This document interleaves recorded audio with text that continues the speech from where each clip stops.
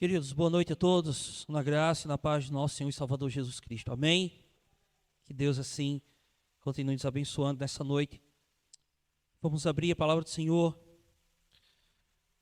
Epístola aos Hebreus, vamos dar continuidade à exposição do texto.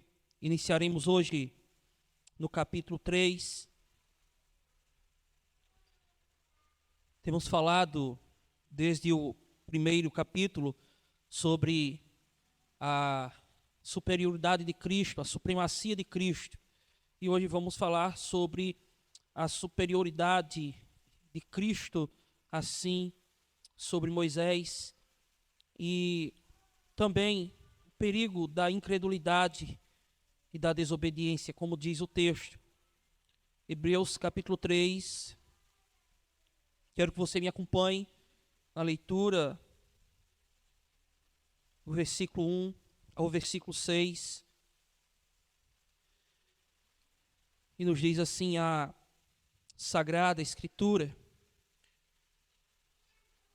Por isso, santos irmãos, que participais da vocação celestial, considerai atentamente o apóstolo e sumo sacerdote da vossa confissão, Jesus, o qual é fiel, aquele que o constituiu, como também o era Moisés em toda a casa de Deus. Jesus, todavia, tem sido considerado digno de tanto maior glória do que Moisés, quanto maior honra do que a casa que tem aquele que a estabeleceu. Pois toda casa é estabelecida por alguém, mas aquele que a estabeleceu todas as coisas é Deus. E Moisés era fiel em toda a casa de Deus, como servo, para testemunho das coisas que haviam de ser anunciadas. Cristo, porém, como filho em sua casa, a qual casa somos nós, se guardarmos firme até o fim a ousadia e a exultação da esperança. Que Deus aplique a sua palavra em nosso coração. Eu quero convidar você a orar mais uma vez. Curve sua fronte, feche seus olhos. Que a minha oração e a sua oração seja: Senhor, fala comigo, fala no meu coração por meio da tua palavra. Senhor Deus, eis a tua palavra exposta. Sabemos que ela é poderosa e te pedimos, ó Deus, que o teu Espírito Santo aplique-a assim em nossa vida, que traga, ó Deus, a nossa memória, mas não só a nossa mente, como também o nosso coração, as vivas lembranças do Evangelho. Por amor de ti, assim nós oramos. Amém. Queridos, o autor de Hebreus traz aqui evidências claras nos capítulos 1, capítulo 2, de que Jesus é maior do que os profetas. Falamos disso aqui, tanto eu como o presbítero Bruno, como maior do que os anjos. E seguindo essa mesma linha de raciocínio aqui no capítulo 3, ele declara que Jesus também é maior do que Moisés. Para os judeus, isso talvez fosse uma controvérsia. E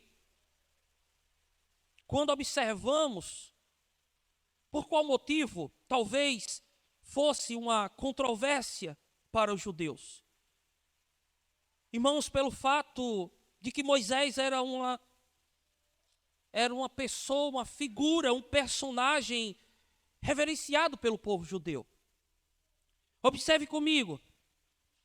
Quem pleiteou a saída dos judeus do Egito? Moisés. Quem estava sempre face a face com o Senhor, recebendo ali instruções? Moisés. Quem fez o mar abrir? Moisés. Quem conduziu o povo no deserto? Moisés. Quem fez brotar água da rocha? Moisés. É evidente, querido, que sabemos que pela potente mão do Senhor, o teu servo Moisés fez todas essas coisas. Se os anjos foram os mediadores para entregarem a lei no Sinai, Moisés foi o recebedor dessa lei e com isso transmissor dela para o povo. Ou seja, Moisés foi o maior líder em Israel. Então, irmãos, por essas e outras proezas, milagres, ou por essas e outras maravilhas, os judeus, eles tinham Moisés como alguém reverenciado. Hoje, na ocasião da escola, do culto da ressurreição, melhor dizendo, que tivemos pela manhã, logo após o café da manhã, o pastor Jailson falou algo sobre o corpo de Moisés, que não foi encontrado. E ele fez uma citação, talvez tenha sido para que ele não fosse assim,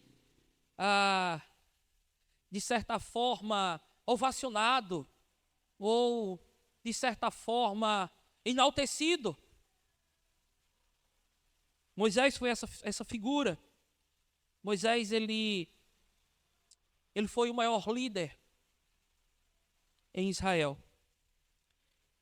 E por essas e outras questões, ele foi reconhecido pelo povo, pelos judeus.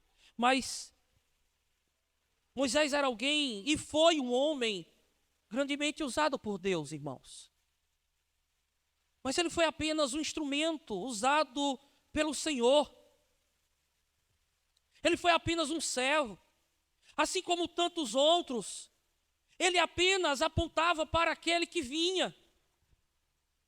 Moisés intercedeu pelo povo, mas observe que Jesus é o sumo sacerdote. Moisés, assim como tantos outros, assim como eu e você, Moisés fazia parte da família de Deus. Portanto, irmãos, não foi o anjo que morreu e ao terceiro dia ressuscitou. Não foi o profeta que foi ao madeiro e verteu o seu sangue para nos salvar. Não foi Moisés que subiu aos céus e está à destra do Pai e tem o domínio em suas mãos. Mas foi Jesus, aquele que era, aquele que é e aquele que há de vir em glória, buscar o seu povo, buscar a sua igreja e reinar para sempre com ela. Amém? Essa é a promessa. Agora, irmãos, observe que o autor aos Hebreus, ele estava exortando aqueles irmãos.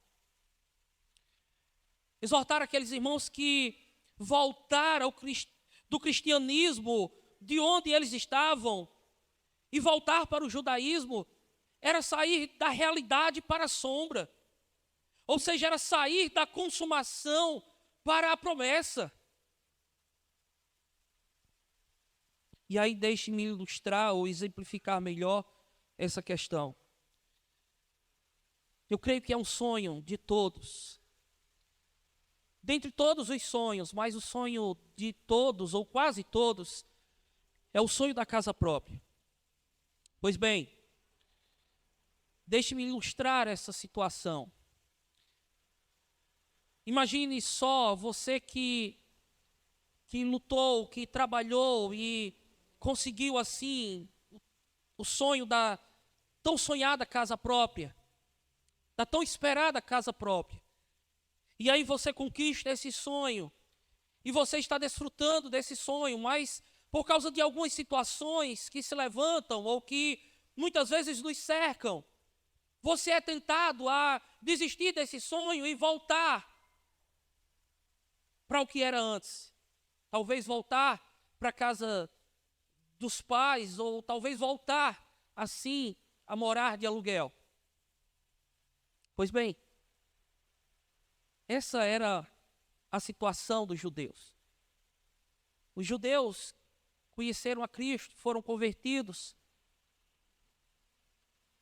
estavam vivendo o cristianismo. E aí, a exortação aqui do autor aos Hebreus é justamente essa.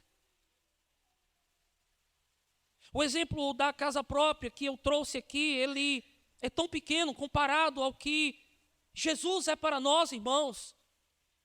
E que talvez não tenha comparação, mas é preciso, às vezes, exemplificarmos para que possamos assim entender. Mas sabe por quê? Jesus não só edificou a casa, como Ele é o dono da casa. Ele habita em nós por meio do Espírito Santo. Amém? Dessa feita, trataremos do tema, os privilégios que Cristo conquistou na cruz para nós. Os privilégios que Cristo conquistou na cruz para nós. Esse é o tema da mensagem dessa noite. Quando lançamos o nosso olhar para compreendermos a verdade cristã, ou as verdades contidas no Evangelho, nós conseguimos observar, nós conseguimos enxergar com clareza os nossos privilégios tão somente em Cristo. Nós não temos privilégio em Cristo porque nós somos bons. Nós não temos privilégios em Cristo porque nós somos merecedores. Não, irmãos, longe de nós. Nós temos privilégios em Cristo porque Ele conquistou esses privilégios para nós na cruz por meio do seu sangue. Então vamos atentar e voltar o nosso olhar para a palavra, em especial para o texto que lemos no início. O versículo 1 do capítulo 3 diz: por isso, santos irmãos, eu quero chamar a sua atenção aqui para esta palavra, santos irmãos. Em primeiro lugar, irmãos, por meio de Cristo, nós temos o privilégio de sermos cidadãos dos céus. Veja que maravilha. Por meio de Cristo, tão somente, nós temos esse privilégio de sermos cidadãos do céu. Observe que o autor aos Hebreus, ele chama a nossa atenção para uma sublime verdade. Ele declara que nós fazemos parte da família de Deus. Ele estava falando isso para aqueles irmãos, encorajando aqueles irmãos. Observe que ele chama os membros da igreja de santos irmãos. Por que somos santos? Porque ele chama aqueles irmãos de santos. Nós somos santos, queridos, assim como a Bíblia retrata ou trata dessa questão, ou assim nos chama, porque fomos separados do mundo para Deus. Somos santos porque fomos purificados pelo sangue do Cordeiro. Somos santos, ao chamado de santos, porque o Espírito Santo habita em nós e nos transforma dia após dia, de glória em glória, à imagem de Cristo Jesus.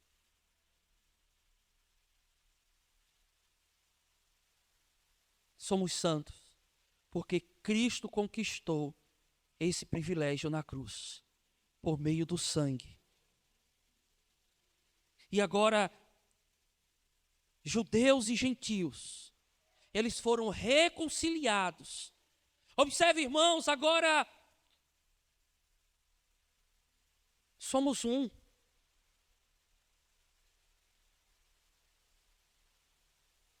Somos só uma igreja. Somos só uma família. Somos só um rebanho. Somos um só povo. E logo em seguida ele usa a expressão vocação celestial. Ou seja, ele fala que somos participantes da vocação celestial. O apóstolo Paulo, escrevendo aos Efésios, capítulo 2, versículo 19, ele diz o seguinte: assim já não sois estrangeiros e peregrinos. Ele diz, mas concidadãos dos santos, e sois da família de Deus. Observe, irmãos, que o nosso chamado não é apenas para uma jornada aqui na terra. Sabe por quê? Porque isso aqui é passageiro. Mas como diz Paulo, somos forasteiros em terra estranha. O nosso chamado é para uma caminhada rumo ao céu. O nosso chamado veio do céu e o nosso destino é o céu. Louvado seja o nome do Senhor.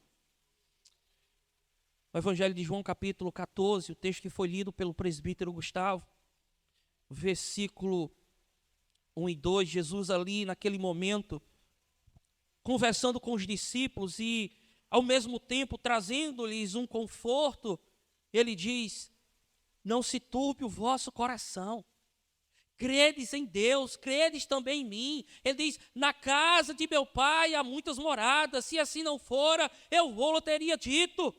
E ele diz, pois vou preparar-vos um lugar, para que onde eu esteja, estejais vós também. Nós somos participantes, queridos, da glória celestial. É o que nos aguarda. Precisamos tanto, irmãos, falarmos desse assunto em nossos púlpitos, em nossas igrejas, para os nossos irmãos em Cristo Jesus, para os crentes. Sabe, muitas vezes nós estamos focando muito aqui, o nosso pensamento em conquistar aqui. Pensamos em construir aqui como se fôssemos morar aqui eternamente. Eu não estou dizendo que isso seja ilegal, não, muito pelo contrário. Mas o nosso foco não deve ser esse, porque estamos de passagem aqui. É como se estivéssemos passando uma tempestade. Logo, logo, trilharemos o nosso caminho. E muitas vezes nós focamos aqui neste plano terreno, como se a nossa morada aqui ela fosse eterna. Mas nosso destino é o céu. Isso aqui é momentâneo, isso aqui é passageiro. E nós precisamos ouvir mais, irmãos, dessa promessa. Nós precisamos nos alimentar mais desse gozo, dessa alegria. Atente no que eu vou falar. Cristo prepara o lugar para os seus no céu. E o Espírito Santo prepara os redimidos aqui na terra para o seu lugar no céu. Veja que maravilha. Veja que maravilha. Esse foi um dos privilégios que Cristo conquistou na cruz. Para nós, irmãos. E louvado seja Deus. Volte seus olhos para o texto, versículos 2 a 5, que nos diz: o qual é fiel aquele que o constituiu, como também o era Moisés em toda a casa de Deus. Jesus, todavia, tem sido considerado digno de tanto maior glória do que a casa tem aquele que a estabeleceu.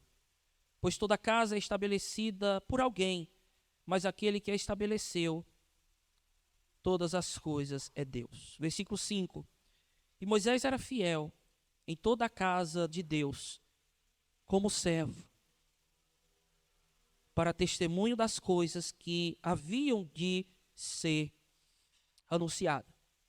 Aqui nós encontramos o segundo privilégio. Por meio de Cristo, temos o privilégio de tê-lo como superior a Moisés. Nós temos o privilégio de tê-lo como sumo sacerdote. Veja só que maravilha. O autor aos Hebreus, aqui no versículo 2, ele traça um paralelo entre a fidelidade de Moisés na casa de Deus e a fidelidade de Jesus. Aqui fazendo jus à fidelidade dos dois, irmãos, em servir e ser fiel ao Senhor.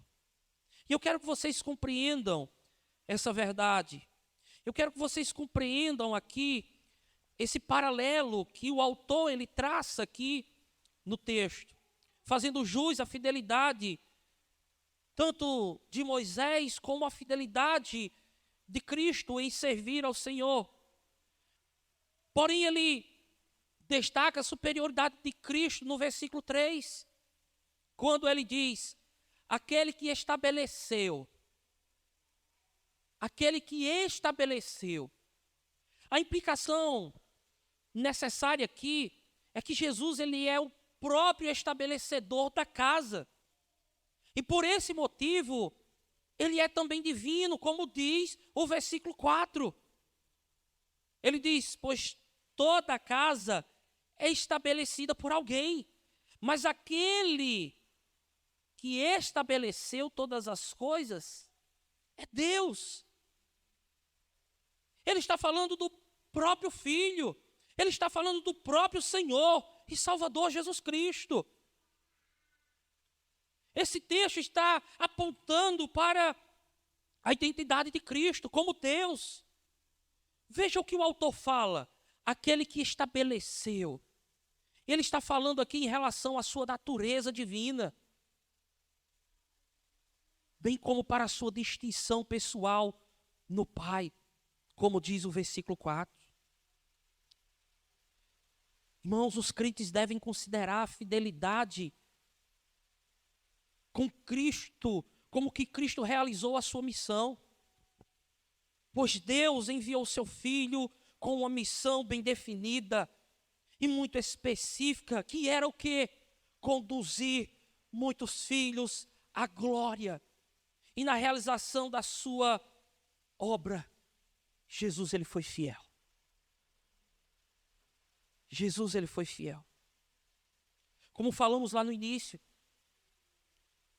embora Moisés tenha sido talvez mais destacada no judaísmo, mesmo assim Moisés veio também para cumprir um propósito.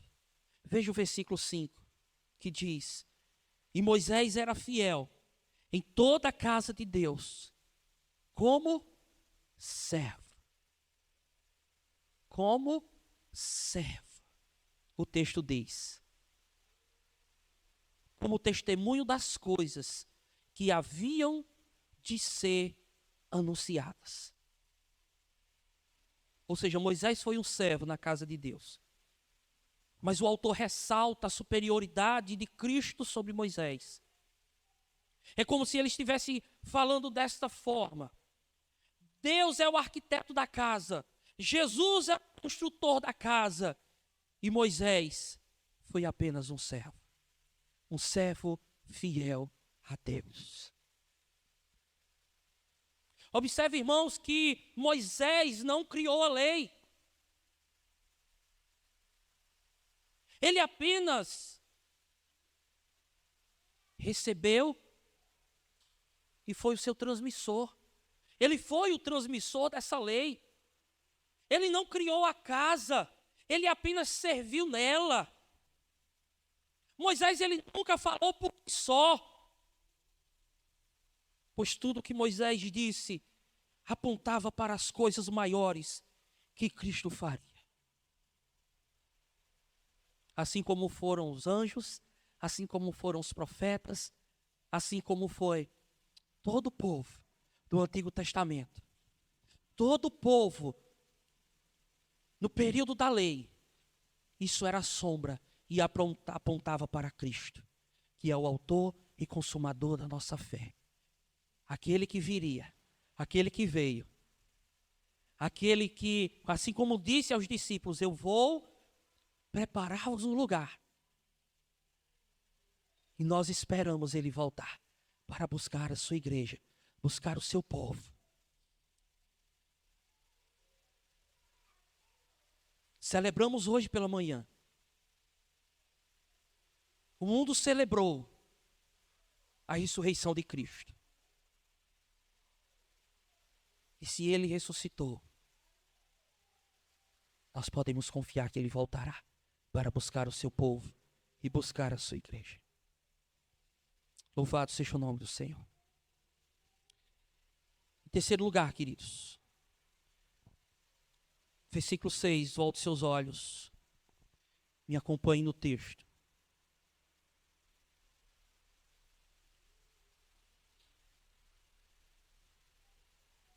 Cristo, porém, como filho em sua casa, a qual casa somos nós, se guardarmos firme até o fim a ousadia e exultação da esperança.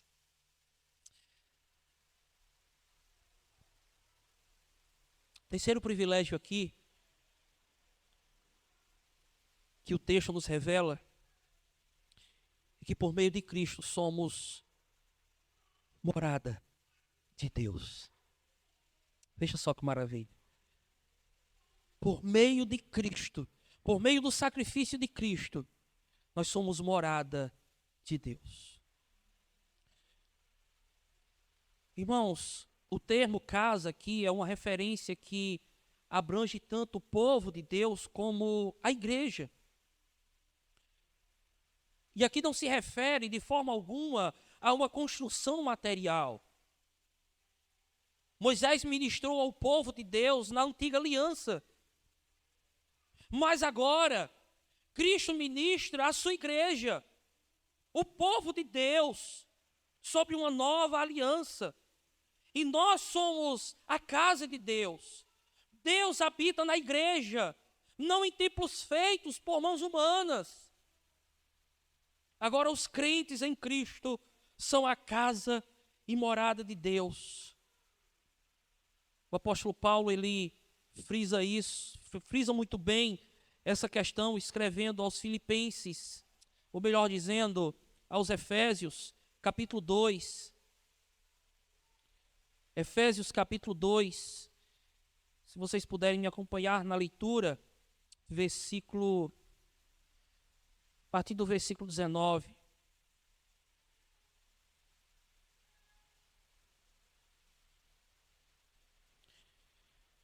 Efésios capítulo 2. A partir do verso 19, que diz assim: assim já não sois estrangeiros e peregrinos, mas concidadãos dos santos, e sois da família de Deus, edificados sobre o fundamento dos apóstolos e profetas, sendo ele mesmo Cristo Jesus, a pedra angular, no qual todo o edifício, veja só o que ele diz, bem ajustado, cresce para santuário dedicado ao Senhor. Versículo 22 ele diz, no qual também vós, juntamente, estáis sendo edificados para a habitação de Deus no Espírito. Irmãos, por isso que o autor diz, guardemos firme até o fim a ousadia no versículo 6. Aqui nós voltamos mais uma vez ao início, ao capítulo 1. Quando os crentes, quando aqueles irmãos, eles são exortados, eles são instigados, estimulados a não retrocederem, ou seja, a não voltarem para o judaísmo por causa das perseguições aos cristãos. E é preciso, irmãos, trazer à memória que nesse período aqui, período do século I, os que governavam eram impiedosos.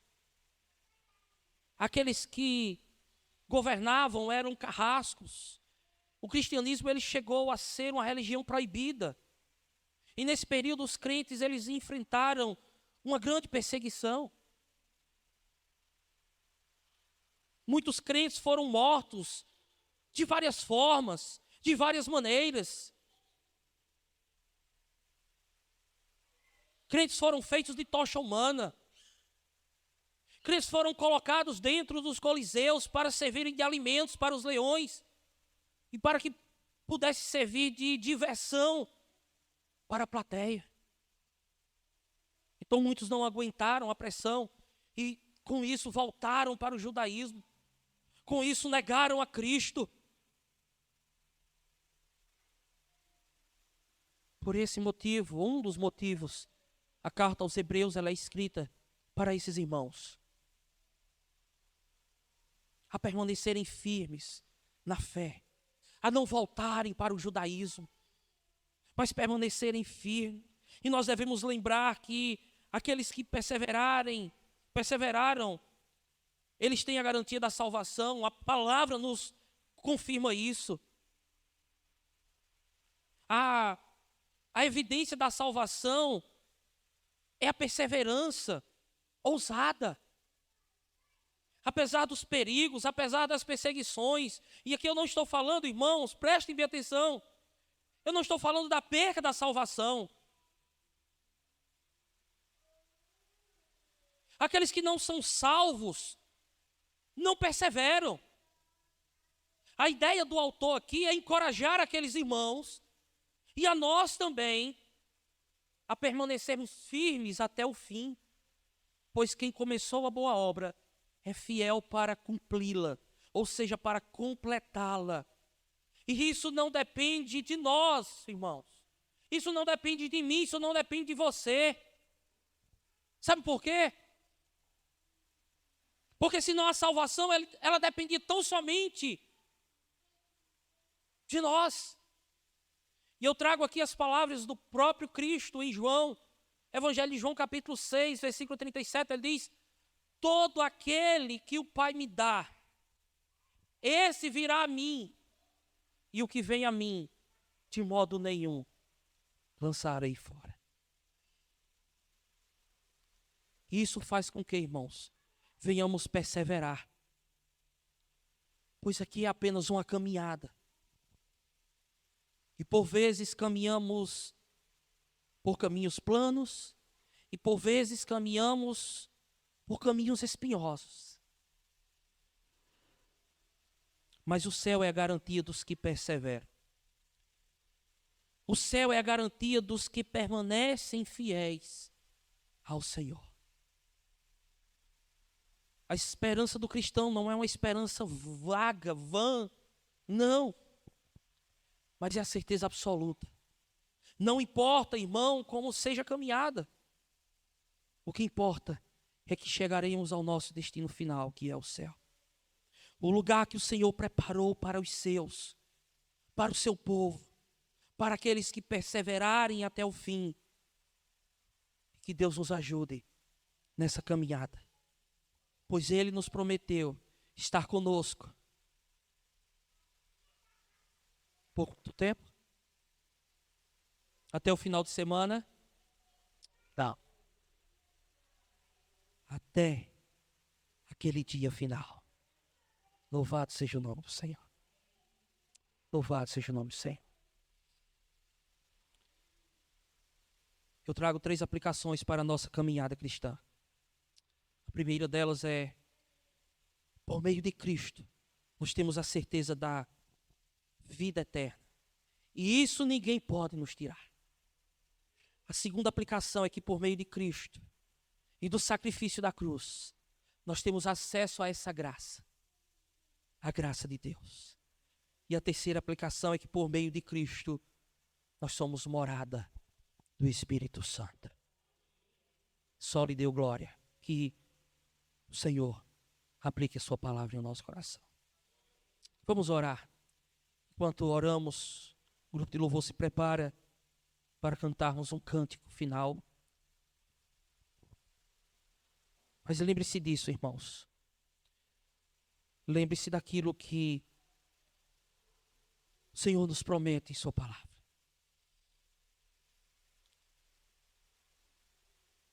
A nossa vida está nas mãos do Senhor. Poderoso Deus e amado Pai, te louvamos e damos graças, Senhor, pela provisão Te damos graças pelo amor. Te rendemos glória, ó Deus, pelo sacrifício vicário de Cristo na cruz do Calvário. Te louvamos pelos privilégios que temos, ó Deus, acesso. Não porque merecemos, porque nós não merecemos nada, mas porque Cristo, por meio da cruz, conquistastes para aqueles a quem o Senhor chamou. Obrigado, ó Deus, por fazermos parte da família, por fazermos parte, Senhor, desses que caminham para o céu. Assim como Paulo diz aos Efésios, concidadãos dos céus. É isso que nós somos. E louvado seja o nome do Senhor. Nos ajuda na caminhada, nos ajuda a permanecermos firmes. Nos ajuda, ó Deus, assim como a exortação, ó Deus, o estímulo foi para aqueles irmãos judeus convertidos ao cristianismo, a não retrocederem, a não voltarem para a sombra, a não voltarem a sonhar, pois eles estavam vivendo a realidade. Nós estamos vivendo essa realidade, pois não só a morte, mas a ressurreição de Cristo nos trouxe, ó Deus, para um estado de que podemos agora sonhar e desfrutar desde já do gozo eterno, que é a morada celestial, para onde o Senhor foi e preparou assim lugar para levar os seus. Nós te louvamos, Senhor. Nós te louvamos pelos privilégios que temos por meio de Cristo na cruz do Calvário. Te louvamos por sermos morada do Espírito Santo. Nos ajuda nessa caminhada. Somos forasteiros nesta terra. Nossa caminhada é para o céu, onde lá está a nossa morada eterna. E juntos reinaremos com o Senhor em glória, como nos diz a tua palavra. Louvado seja o teu nome. Aplica a tua palavra em o nosso coração. Nos dá estímulo a perseverarmos com ousadia na fé e por meio da fé em Cristo Jesus. Amém.